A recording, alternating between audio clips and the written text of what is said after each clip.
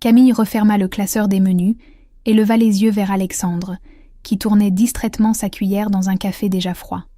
Leur appartement du quartier Haut Pavé baignait dans la lumière dorée de cette fin d'après-midi de septembre, et sur la table de la cuisine s'étalaient là les derniers détails du mariage, les cartons d'invitation, la liste des vins, un plan de table couvert de ratures au crayon. Tout était presque prêt. 3 semaines encore, et elle porterait la robe qu'elle avait choisie seule un samedi de juillet, dans une boutique de la rue Crébillon, parce que sa mère avait annulé au dernier moment sous prétexte d'une migraine. Son téléphone vibra sur la table. Le nom de sa mère s'afficha, et Camille sentit son ventre se nouer avant même de décrocher. Un réflexe ancien, presque animal, qu'elle n'avait jamais réussi à désapprendre. « Camille, c'est maman.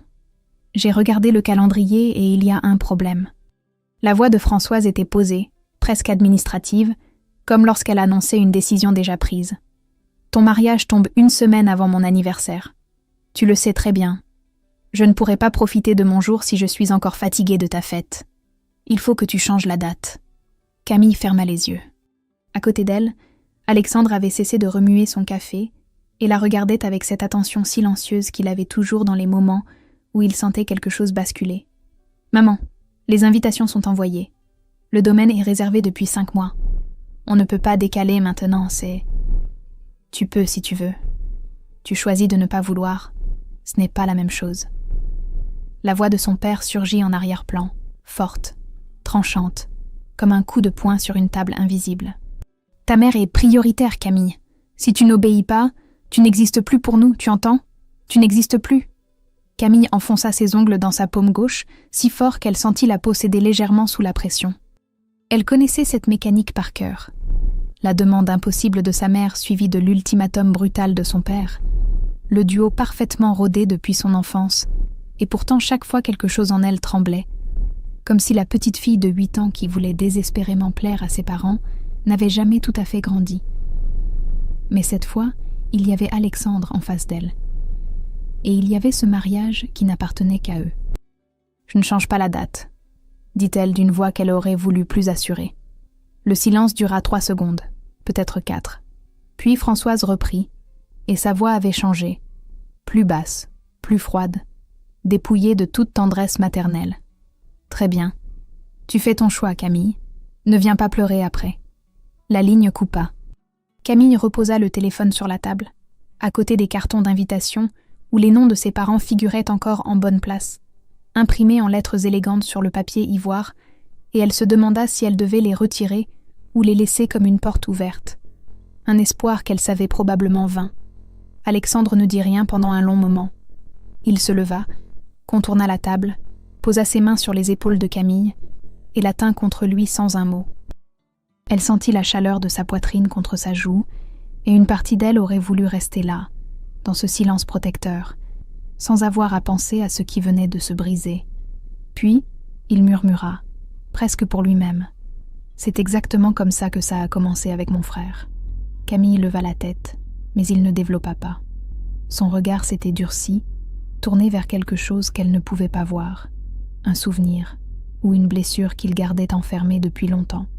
Elle se leva pour aller chercher un verre d'eau, et son regard tomba sur la photo encadrée posée sur l'étagère de l'entrée, celle qu'elle gardait depuis l'enfance. Elle devait avoir 6 ou 7 ans, en robe blanche à fleurs, et sa mère se tenait à côté d'elle. Françoise ne souriait pas. Sa main reposait sur l'épaule de Camille, les doigts légèrement crispés, comme pour la retenir plutôt que la protéger. Camille avait regardé cette photo des centaines de fois, sans jamais remarquer ce détail. Ce soir-là, elle ne retira pas les noms de ses parents du carton d'invitation. Elle le reposa sur la pile, bien droit, et éteignit la lumière de la cuisine. Les jours qui suivirent l'appel furent étrangement calmes, comme cette immobilité lourde qui précède les orages d'été, quand l'air devient si épais qu'on peine à respirer sans savoir exactement pourquoi.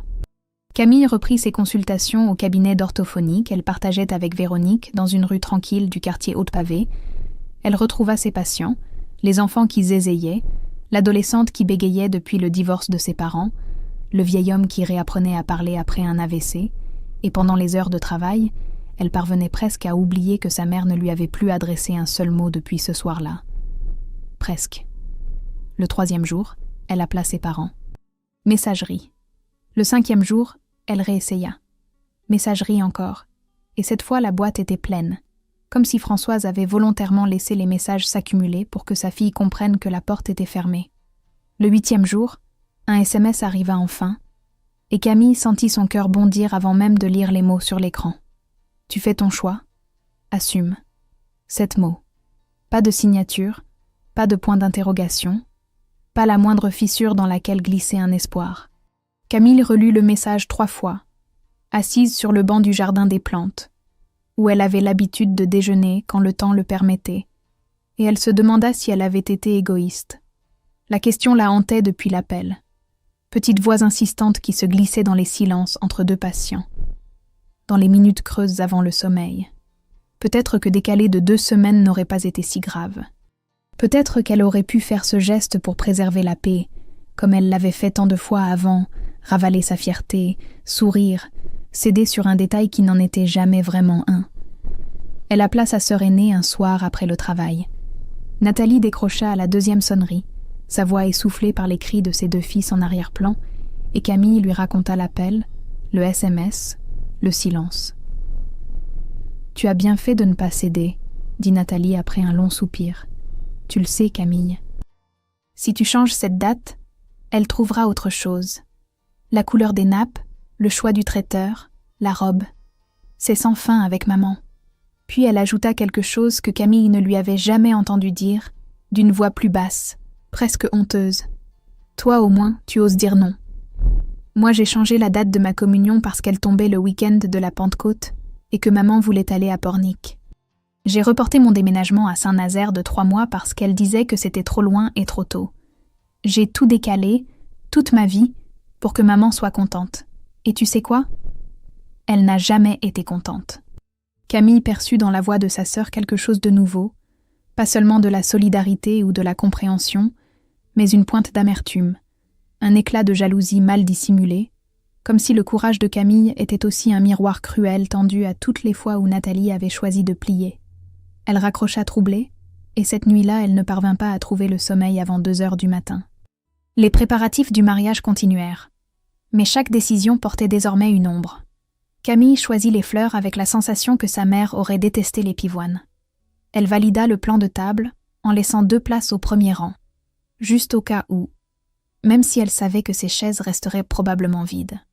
Elle essaya sa robe une dernière fois devant le miroir de leur chambre et pleura sans comprendre tout à fait pourquoi, parce que la robe était parfaite et que le bonheur n'aurait pas dû avoir ce goût-là. Alexandre, pendant ces semaines, fut présent mais étrangement en retrait. Il répondait aux questions pratiques, confirmait les réservations, appelait le traiteur. Mais quelque chose dans son regard avait changé depuis le soir de l'appel. Une vigilance tendue, presque inquiète, comme un homme qui reconnaît un danger que les autres ne voient pas encore. Un soir, Camille rentra plus tard que d'habitude après une session difficile avec l'adolescente Beg et trouva l'appartement plongé dans le noir. Alexandre était assis sur le canapé, sans musique, sans écran, les mains posées à plat sur ses genoux. « Alex ?» Il leva les yeux vers elle, et Camille vit qu'il n'était pas triste, mais fatigué, d'une fatigue qui ne venait pas du corps. « Si ta mère vient au mariage, » dit-il lentement, « est-ce que ça va être comme ça toute notre vie ? Les appels, les ultimatums, les silences qui punissent ?» Camille ouvrit la bouche pour répondre, mais il continua, la voix un peu plus rauque. « Et si elle ne vient pas ? Est-ce que tu vas m'en vouloir ? Pas tout de suite, pas consciemment, mais dans 5 ans, dans 10 ans, est-ce que tu te retourneras en pensant que c'est à cause de moi que tes parents n'étaient pas là ? » Camille resta debout dans l'entrée, son manteau encore sur les épaules, et pour la première fois depuis le début de cette histoire, elle eut peur. Pas de sa mère, pas du silence, mais de cette fissure minuscule qui venait de s'ouvrir dans la seule chose dont elle était certaine. Elle ne trouva rien à répondre, et le silence entre eux dura toute la nuit. Le matin du mariage, Camille se réveilla avant l'aube, dans la chambre d'hôtel du domaine de la Garenne, à 20 minutes de Nantes, et sa première pensée ne fut pas pour la robe, ni pour les fleurs, ni pour le discours qu'elle avait préparé. Sa première pensée fut pour les 2 chaises du premier rang, et elle se demanda si quelqu'un aurait la délicatesse de les retirer avant que les invités ne s'installent. Nathalie arriva à 7 heures avec les bras chargés de sacs et un sourire un peu trop grand pour être tout à fait naturel. Elle aida Camille à se coiffer, ajusta les épingles dans son chignon, recula d'un pas pour admirer le résultat et dit avec une tendresse maladroite « Maman aurait pleuré en te voyant comme ça. » Puis elle se mordit la lèvre, consciente que la phrase était à la fois un cadeau et une blessure, et Camille la serra dans ses bras pour lui dire que ce n'était pas grave, que tout allait bien, même si rien n'allait vraiment bien. La cérémonie civile eut lieu à la mairie de Nantes, en fin de matinée. Rapide, administrative, presque banale comme le sont toutes les cérémonies civiles françaises.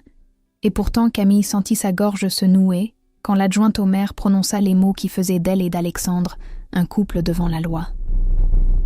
Il y eut des applaudissements, des embrassades sur le parvis, des photos dans la lumière d'octobre, et personne ne mentionna les absents. La fête au domaine commença en début d'après-midi. 60 invités, des amis, des collègues de Camille et d'Alexandre, la famille d'Alexandre au complet, les cousins de Camille venus de Rennes et d'Angers, et Nathalie avec ses 2 fils turbulents qui couraient déjà entre les tables. Au premier rang, les 2 chaises étaient restées. Personne n'avait osé les enlever, et Camille comprit que leur présence vide serait le fantôme silencieux de toute cette journée. Le moment des vœux arriva. Alexandre parla le premier, simplement, sans emphase, avec cette voix posée qui avait séduit Camille dès leur première rencontre dans un café du quartier Bouffé, 3 ans plus tôt. Puis ce fut le tour de Camille. Elle déplia le papier qu'elle avait préparé, leva les yeux vers Alexandre, ouvrit la bouche, et les mots ne vinrent pas. Son regard venait de tomber sur les 2 chaises vides. 3 secondes passèrent, peut-être 4. Un silence immense s'installa sous la verrière du domaine, 60 personnes retenant leur souffle, et Camille sentit sa voix se briser quelque part entre sa gorge et ses lèvres, comme un fil trop tendu qui cède sans prévenir. Alexandre ne laissa pas le silence durer 1 seconde de plus.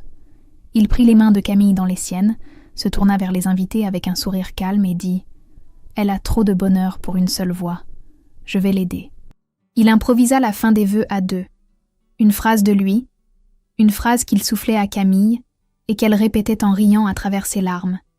Et la salle se mit à rire et à pleurer en même temps, dans ce désordre tendre qui est la marque des vrais moments de grâce. Ce n'était pas ce que Camille avait prévu. C'était infiniment mieux. Cette faille et cette réparation instantanée deviendraient leur histoire fondatrice, celle qu'ils raconteraient des années plus tard en se regardant avec cette complicité silencieuse des couples qui ont traversé quelque chose ensemble. Nathalie fit son discours après le dîner. Elle parla de leur enfance à Nantes, des étés à Pornic, de la fois où Camille avait défendu un chat errant contre un chien 3 fois plus gros qu'elle, et la salle rit. Mais Camille remarqua que sa sœur ne la regardait pas en lisant ces mots. Ses yeux glissaient sans cesse vers les chaises vides du premier rang, comme si elle lisait son discours à quelqu'un qui n'était pas là. Au dessert, Mireille, la mère d'Alexandre, s'approcha de Camille et la serra longuement dans ses bras. Puis elle murmura à son oreille, d'une voix que seule Camille pouvait entendre, « Profite, ma fille. Ta mère t'a au moins laissé ton mariage à toi.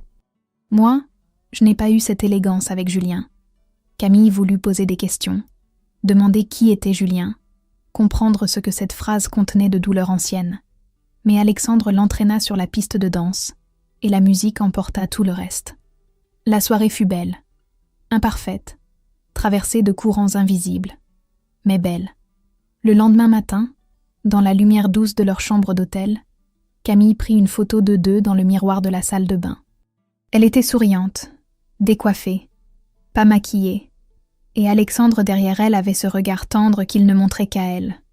Elle la posta sur ses réseaux sans légende, sans filtre, sans rien. 5 minutes plus tard, son téléphone sonna.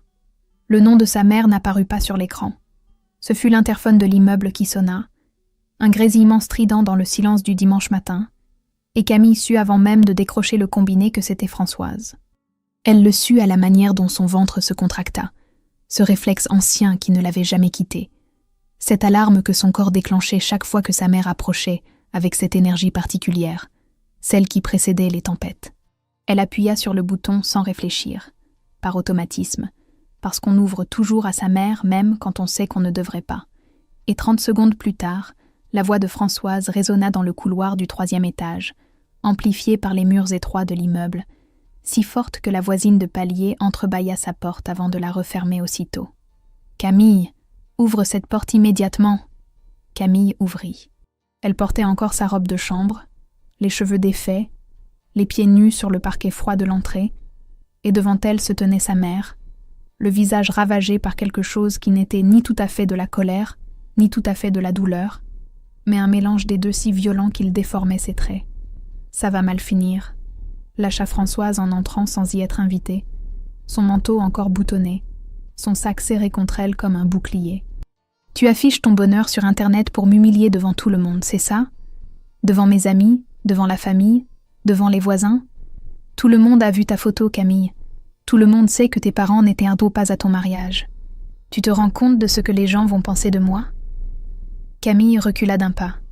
La phrase la frappa avec une violence qu'elle n'avait pas anticipée, non pas à cause du reproche lui-même, mais à cause de ce qu'il révélait. Sa mère n'était pas venue parce qu'elle souffrait de l'absence. Elle était venue parce que la photo rendait cette absence visible aux yeux des autres. Et c'était cela, l'humiliation que Françoise ne pouvait pas supporter. Le regard des autres. Le qu'en dira-t-on? L'image d'une mère qui n'assiste pas au mariage de sa propre fille. « Maman, c'est toi qui as choisi de ne pas venir ?» dit Camille d'une voix qu'elle s'efforçait de garder stable. « Personne ne t'a empêché. C'est toi qui m'as empêché en refusant de changer la date. C'est toi qui as décidé que ton mariage était plus important que ta propre mère. » Françoise arpentait le salon, les mains tremblantes, les yeux brillants de larmes qu'elle retenait par fierté. Elle renversa une pile de magazines sur la table basse sans s'en apercevoir, fit 3 pas vers la fenêtre, revint vers Camille, incapable de rester immobile, portée par une énergie destructrice qui cherchait où se poser. « Maman, assieds-toi, s'il te plaît. »« Je ne m'assieds pas. Je ne suis pas venue pour m'asseoir. » Puis quelque chose se brisa. Ce fut presque visible, comme une vague qui atteint son sommet et s'effondre sur elle-même. Françoise s'arrêta au milieu du salon, les épaules tombantes, le souffle court, et sa voix descendit d'un coup, si basse que Camille dut s'approcher pour l'entendre. « Tu ne sais pas ce que c'est ?» murmura Françoise. « Tu ne sais pas ce que c'est de voir sa fille réussir ce qu'on n'a jamais eu. » La phrase resta suspendue entre elles, lourde, chargée de quelque chose d'immense que Camille ne comprenait pas encore tout à fait, mais qu'elle sentait vibrer dans chaque mot, une douleur ancienne qui ne parlait pas du mariage, ni de la date, ni de la photo, mais de quelque chose de bien plus profond. Camille tendit la main vers sa mère. Un geste instinctif, le même qu'elle aurait eu avec un de ses patients quand les mots ne suffisent plus et que seul le contact peut encore dire quelque chose. Françoise regarda cette main tendue. Ses yeux se remplirent de larmes. Puis elle recula, serra son sac contre elle et sortit de l'appartement en claquant la porte si fort que le cadre trembla. Camille resta debout dans l'entrée, la main encore suspendue dans le vide, et elle entendit les pas de sa mère décroître dans l'escalier, chaque marche un peu plus lointaine, chaque marche un peu plus définitive. Alexandre sortit de la chambre. Il avait tout entendu. Il s'approcha de Camille, posa sa main sur sa joue et dit doucement « Elle ne te déteste pas, Camille. Elle se déteste elle-même. » Mais son visage était fermé, sa mâchoire serrée. Et Camille comprit qu'il ne parlait pas seulement de Françoise. Ce soir-là, pour la première fois depuis qu'ils vivaient ensemble, ils se couchèrent dos à dos, chacun enfermé dans un silence que l'autre ne savait pas comment briser. Camille essaya de reprendre le cours normal de sa vie, mais la phrase de sa mère s'était installée en elle comme une écharde invisible, de celle qu'on ne voit pas, mais qu'on sent à chaque geste. Réussir ce qu'on n'a jamais eu. Elle tournait ces mots dans sa tête pendant ses consultations, entre 2 patients, en marchant le long de l'Erdre le soir après le travail, et plus elle les examinait, plus elle sentait qu'ils contenaient une vérité que personne ne lui avait jamais dite. Elle appela Nathalie un mercredi soir, après avoir couché ses doutes dans un carnet pendant 3 jours, sans parvenir à les démêler. Sa sœur décrocha avec le bruit familier de la vaisselle en arrière-plan et la voix fatiguée de quelqu'un qui vient de mettre 2 garçons au lit après une bataille de plus. « Nat, il faut que je te demande quelque chose. Quand maman a dit que je réussissais ce qu'elle n'a jamais eu, tu sais de quoi elle parlait ?» Le silence de Nathalie dura trop longtemps pour être innocent. Camille entendit le robinet se fermer, une chaise racler le carrelage, Puis la respiration de sa sœur changeait de rythme, comme quelqu'un qui se prépare à dire ce qu'il a gardé trop longtemps. Il y a quelque chose que je ne t'ai jamais raconté, Camille. J'aurais dû, mais je ne savais pas comment. Et plus le temps passait, plus c'était difficile. Camille serra le téléphone contre son oreille et attendit. Tu te souviens, quand tu avais 17 ans, tu avais postulé pour un programme d'échange à Édimbourg, le programme de littérature comparée, celui dont tu parlais tout le temps au dîner pendant des semaines. Camille s'en souvenait vaguement. Un formulaire rempli avec enthousiasme, une attente fébrile, puis une réponse qui n'était jamais venue. Elle avait fini par croire qu'elle n'avait pas été sélectionnée et n'y avait plus repensé. La déception enfouie sous les années comme tant d'autres déceptions adolescentes. « Tu avais été acceptée ?» dit Nathalie. « La lettre est arrivée un matin de juin. Maman l'a ouverte avant toi. Et elle l'a jetée. » Le silence qui suivit n'était pas un silence ordinaire. C'était le genre de silence qui redessine les contours d'une vie entière, qui déplace les meubles dans une pièce qu'on croyait connaître par cœur. Camille resta immobile sur le canapé, le téléphone contre l'oreille, incapable de former le moindre mot pendant ce qui parut une éternité. « Comment tu le sais ?» finit-elle par demander, la voix blanche. « Je l'ai découvert par hasard, des années plus tard. Maman en a parlé à tante Monique un Noël. Elle pensait que je n'écoutais pas. Elle a dit qu'elle avait fait ce qu'il fallait, que tu étais trop jeune pour partir si loin, que l'Écosse t'aurait changé et que tu ne serais jamais revenue la même. Elle en était fière, Camille, fière de t'avoir protégée, comme elle disait. » Camille raccrocha sans dire au revoir. Elle resta assise dans le noir du salon pendant 1 heure, les yeux fixés sur un point invisible du mur, et quelque chose en elle se réarrangea, lentement, douloureusement, comme un os qui se remet en place après une fracture. Ce n'était pas un incident isolé. La date du mariage, la robe choisie seule, les annulations de dernière minute, les silences qui punissent, tout cela n'était pas de la maladresse maternelle. C'était un système construit pierre par pierre pendant 32 ans, et Camille venait seulement de le voir. 3 jours plus tard, un autre coup tomba. Mireille, la mère d'Alexandre, appela son fils un dimanche matin, avec une gêne audible dans la voix. Françoise l'avait contactée la semaine précédente. Elle ne savait pas comment elle avait trouvé son numéro et lui avait tenu un discours d'une 20aine de minutes sur le caractère difficile de Camille, son égoïsme, son manque de respect envers ses parents, en concluant par un avertissement maternel. « Votre fils mérite mieux, croyez-moi. » Mireille avait hésité à en parler, mais sa conscience ne lui permettait pas de garder le silence. Alexandre raccrocha et resta immobile un moment dans la cuisine, les mains à plat sur le plan de travail, la mâchoire si serrée que Camille vit les muscles de son cou se tendre comme des cordes.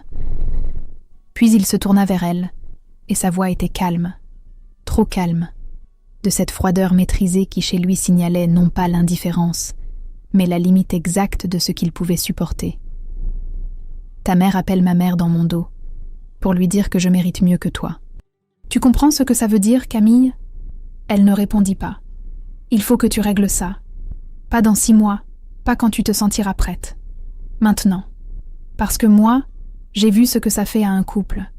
J'ai vu mon frère perdre sa femme, sa maison et 3 ans de sa vie parce qu'il n'a pas su poser de limites avec ma mère. Et je refuse. Tu m'entends? Je refuse de revivre ça. » Camille le regarda et comprit que ce n'était pas un ultimatum de colère. C'était un ultimatum d'amour, le plus difficile à entendre, celui d'un homme qui dit « Je t'aime assez pour partir si tu ne te bats pas ». Camille appela son père le lendemain matin, depuis son cabinet, entre 2 patients, la porte fermée à clé pour être sûre que personne n'entendrait. Elle ne lui laissa pas le choix.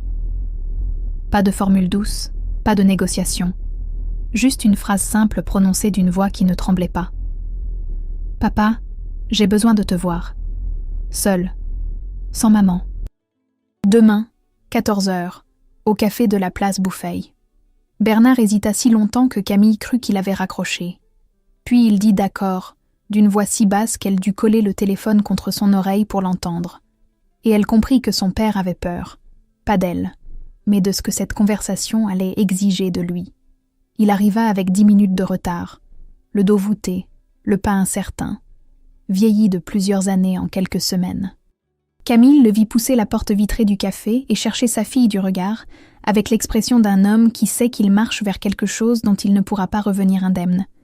Il portait la veste en velours côtelé qu'il mettait chaque dimanche depuis aussi longtemps que Camille se souvenait. Et ce détail familier lui serra le cœur. Ils commandèrent 2 cafés.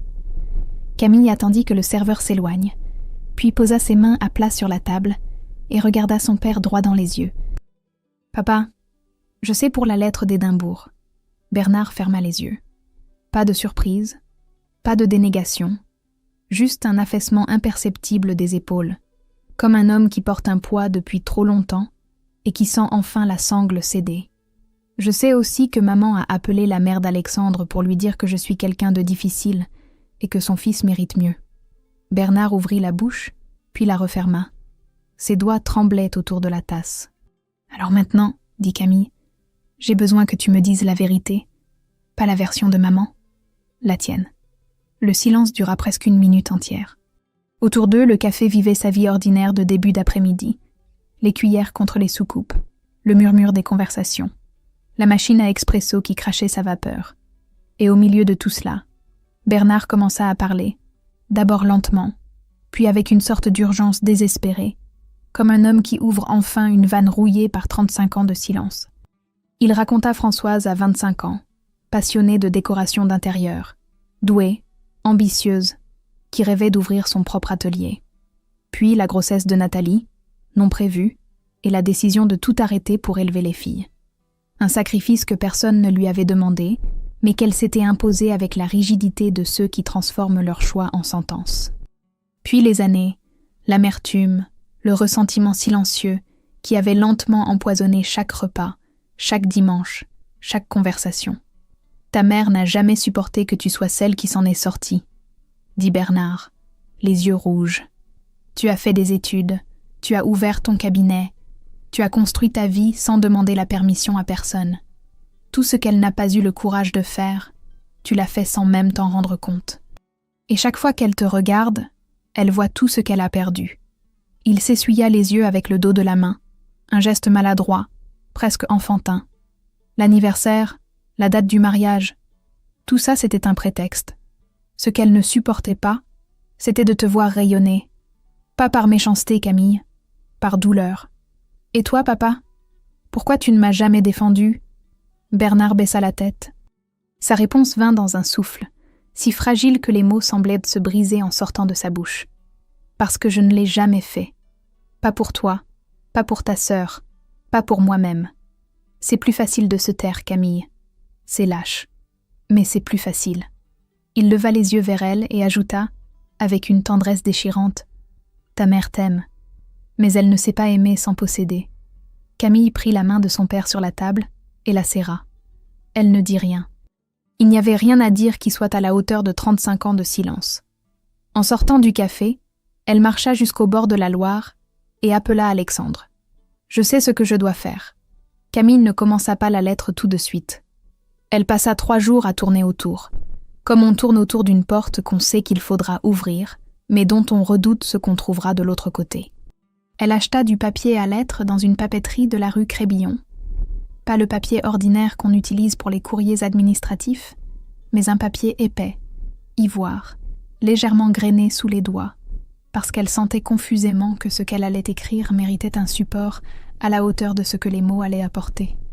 Le premier soir, elle s'assit à son bureau après le dîner, le stylo à la main, et resta immobile pendant 20 minutes devant la feuille blanche. Les mots ne venaient pas.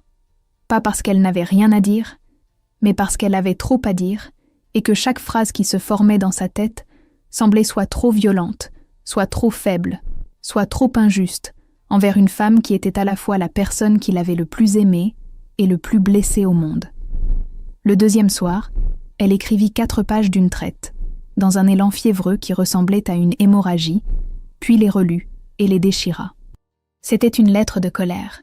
Et la colère, Camille le savait par son métier d'orthophoniste. Par toutes ces heures passées à écouter des gens chercher leurs mots pour dire ce qui leur faisait mal, la colère détruit le message qu'elle prétend porter. Le 3e soir, elle recommença. Cette fois, elle commença par le commencement. « Maman, Je t'écris parce que les mots que j'ai à te dire sont trop importants pour être prononcés au téléphone, où tu peux raccrocher, ou dans un couloir, où tu peux claquer une porte. Je t'écris parce que je veux que tu puisses relire ces mots autant de fois qu'il le faudra, et parce que j'ai besoin que tu les entendes jusqu'au bout. » Elle écrivit lentement, pesant chaque phrase, et la lettre prit forme comme une construction patiente, chaque paragraphe posé sur le précédent avec la précision d'une maçonne qui sait que les fondations doivent être solides pour que le reste tienne. Elle décrivit ce qu'elle avait ressenti enfant, cette sensation permanente de marcher sur un sol instable, de ne jamais savoir si sa mère serait douce ou glaciale, aimante ou distante. Elle décrivit l'adolescence, les choix imposés sous couvert de protection, les sorties annulées, les amis découragés, les rêves réduits au silence. Elle mentionna la lettre d'Édimbourg, sans accusation, sans emphase, juste les faits nus. J'avais été acceptée. Tu as jeté la lettre. Je l'ai appris 15 ans plus tard. Elle décrivit le mariage, les chaises vides, les vœux brisés, la photo et la scène dans l'appartement. Et elle écrivit la phrase qu'elle portait depuis des semaines sans parvenir à la formuler. « Je t'aime, maman. Je t'ai toujours aimée, même quand tu me faisais du mal, même quand je ne comprenais pas pourquoi tu avais besoin de me retenir pour te sentir exister. Mais je n'accepterai plus que tu détruises ce que je construis. » Quand elle posa le stylo, il était 1h du matin. La maison était silencieuse. Alexandre dormait depuis longtemps, et Camille pleura. Pas les larmes brûlantes de la colère, ni les larmes sèches de la résignation, mais des larmes profondes, anciennes, qui semblaient venir d'un endroit en elle qu'elle n'avait jamais osé visiter, l'endroit où la petite fille qui voulait que sa mère soit fière d'elle habitait encore. Elle entendit des pas dans le couloir. Alexandre apparut dans l'encadrement de la porte, les cheveux en désordre, les yeux plissés par la lumière de la lampe. Il ne dit rien. Il s'approcha, posa une tasse de thé à côté des feuilles et lut par-dessus l'épaule de Camille. Pas un mot pendant une longue minute, juste le bruit de sa respiration régulière et le silence de la nuit autour d'eux. « C'est bien, » dit-il enfin. « C'est juste. » Puis il ajouta, et sa voix avait cette gravité douce qu'il réservait au moment qui comptait vraiment. « Et moi, je reste, peu importe sa réponse. » Camille leva les yeux vers lui et comprit que ces 4 mots réparaient quelque chose que la scène du canapé dans le noir avait fissuré, que les nuits dos à dos avaient creusé.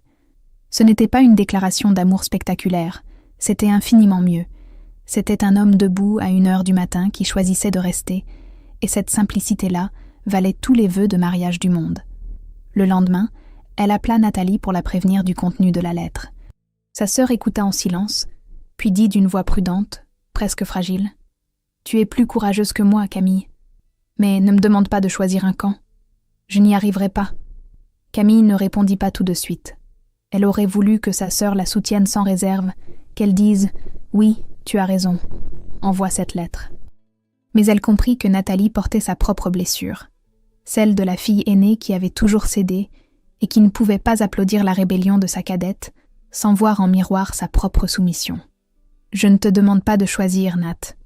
Je te demande juste de savoir. » Camille posta la lettre un mardi matin, en passant devant la boîte jaune de la rue de Strasbourg sur le chemin du cabinet. Elle avait glissé les feuilles dans une enveloppe blanche, écrit l'adresse de ses parents à Nantes d'une main ferme, collé le timbre avec soin, et au moment de lâcher l'enveloppe dans la fente métallique, elle sentit ses doigts hésiter une fraction de seconde, comme si son corps voulait lui laisser une dernière chance de reculer. Puis elle ouvrit la main et entendit le bruit mat du papier qui tombe, et ce fut fait. Les 3 jours qui suivirent furent les plus longs de sa vie. Camille vérifiait son téléphone toutes les heures, avec une anxiété qu'elle essayait de dissimuler derrière la routine du cabinet, les patients, les bilans, les exercices de prononciation. Mais Véronique, sa collègue et amie, remarqua que quelque chose n'allait pas quand Camille oublia pour la 3e fois de rappeler un parent d'élève. « Tu veux en parler ?» demanda Véronique en posant un café sur son bureau à la pause de midi. « Pas encore », répondit Camille. « Je saurai quoi dire quand je saurai comment ça finit. » Le 4e jour, à 19h30, alors que Camille rentrait à pied par les quais de l'Erdre dans la lumière déclinante de novembre, son téléphone sonna. Le nom de sa mère s'afficha, et Camille s'arrêta au milieu du trottoir, le cœur battant si fort qu'elle sentait ses tempes pulser. Elle décrocha. « J'ai lu ta lettre », dit Françoise. Sa voix n'était pas celle que Camille attendait.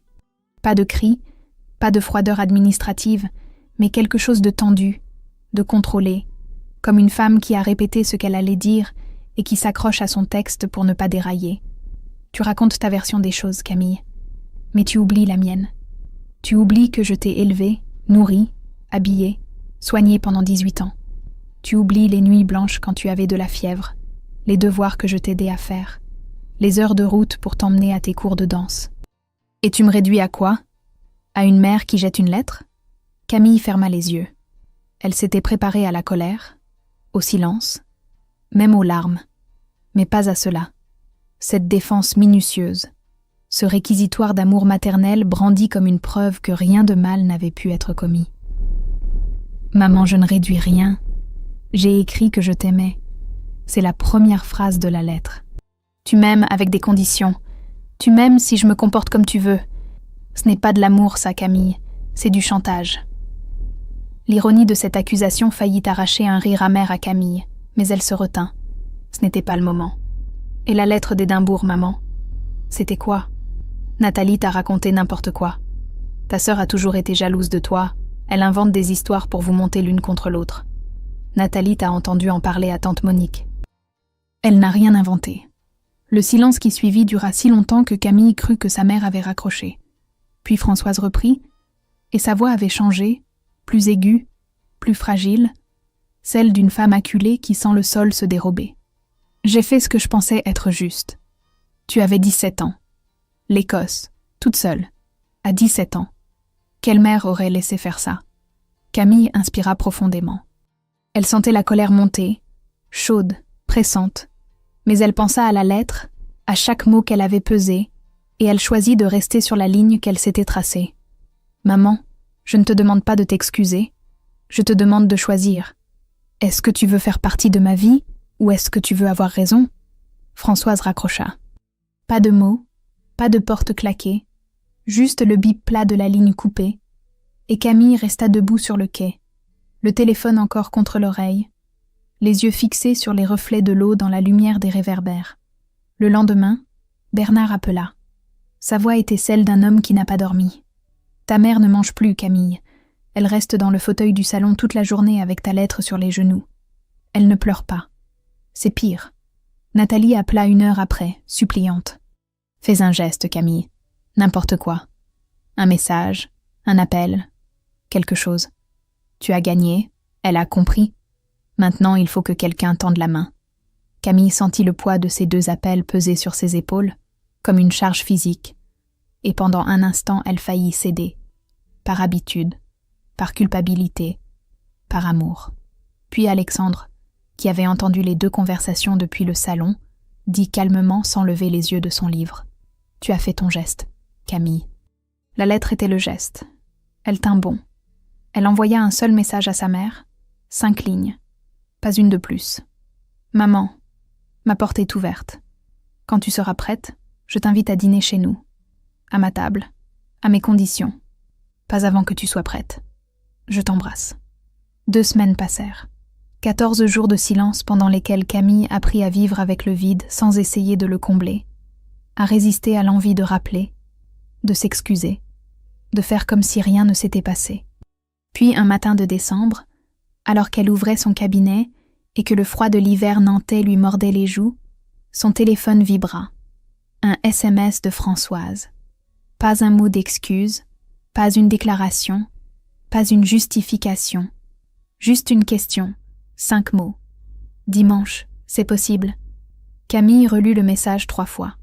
Puis elle répondit « Dimanche, c'est parfait. » 6 mois avaient dû passer depuis ce premier dimanche de décembre, où Françoise avait franchi la porte de l'appartement de haut pavé, avec la raideur d'une femme qui entre en territoire inconnu.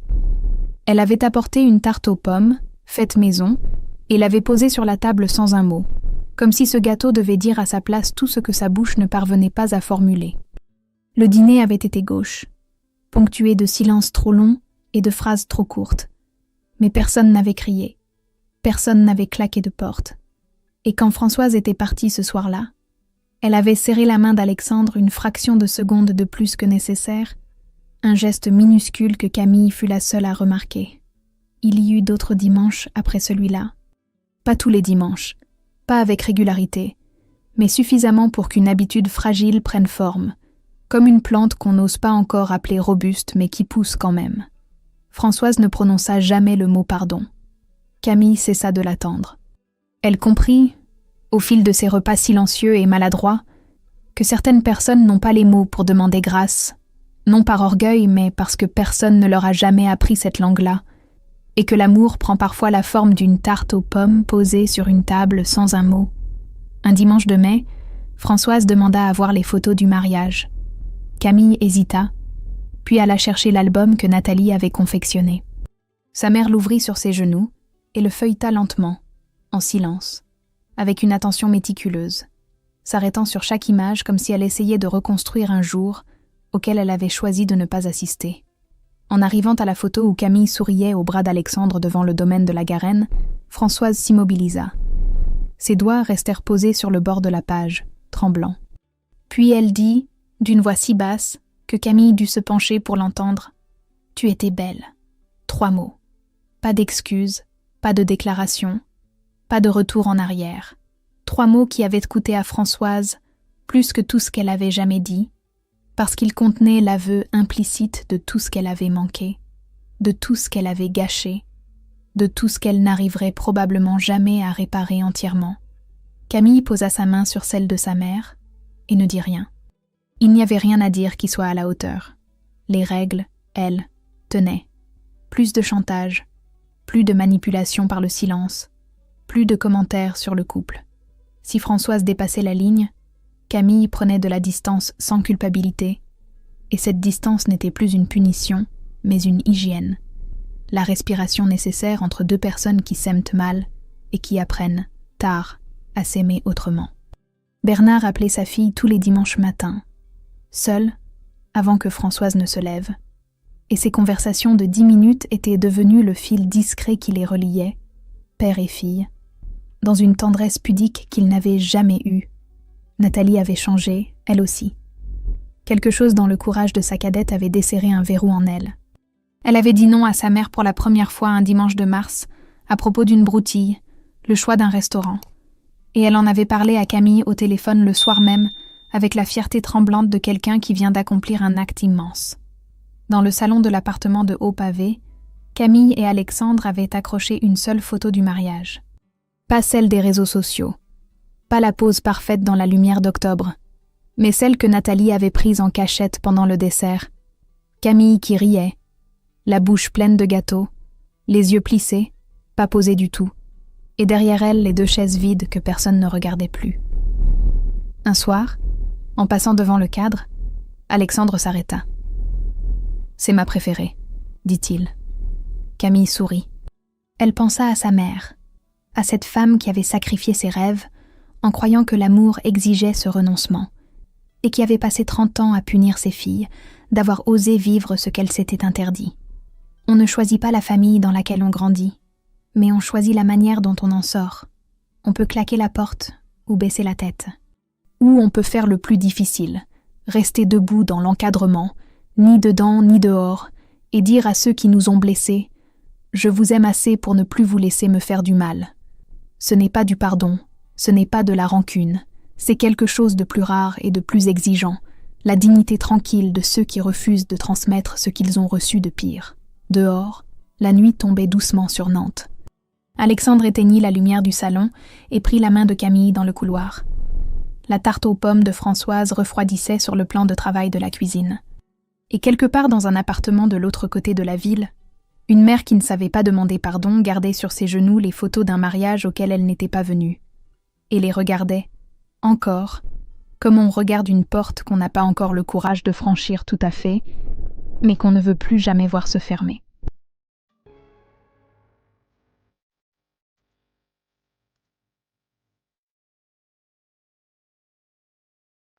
Маленький дворик гудком, да-да-да. Там просто какой-то домик стоит, типа, и на это все. в поле.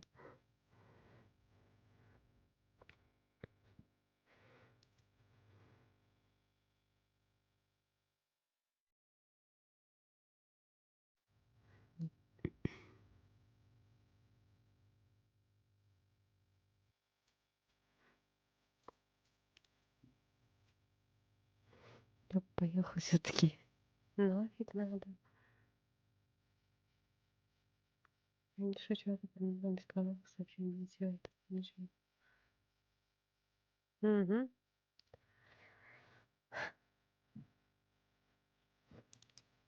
Католик, у меня нет денег, чтобы кредиты платить и квартиру, и чтобы день рождения отпраздновать, а ты мне предлагаешь в другую страну ехать? Ты серьезно?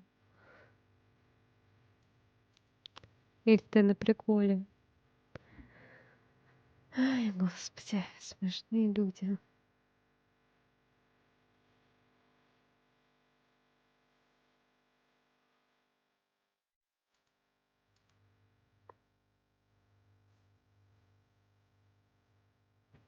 Да мне не дадут кредит.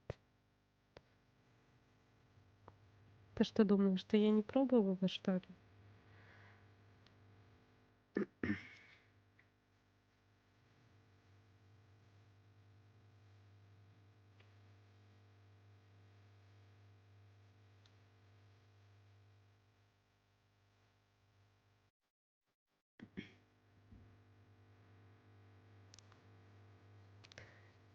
Please donate me, католик. И тогда я подумаю.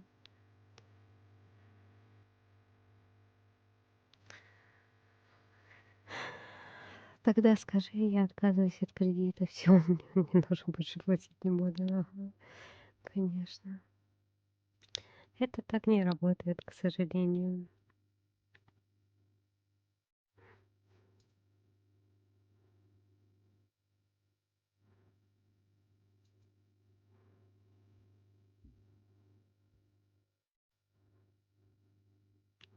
Если бы оно так работало, было бы славно.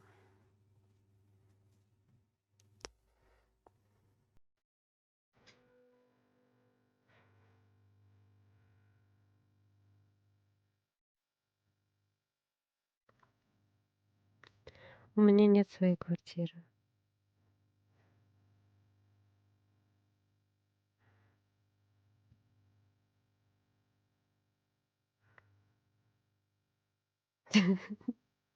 Какой ты простой, Юра, я не могу.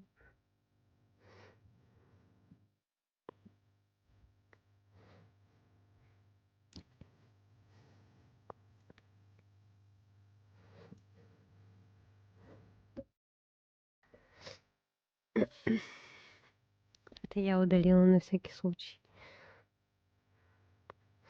А то еще подумают, что мы схему Долиной продвигаем, осуждаю.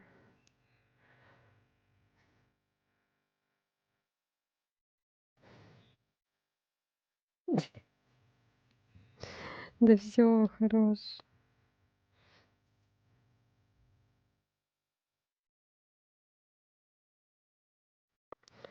Я заболела.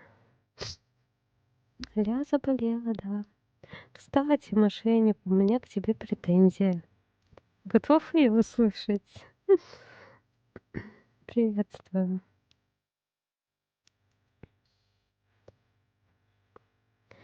Почему ты от меня отписался везде? Мне было очень грустно это видеть.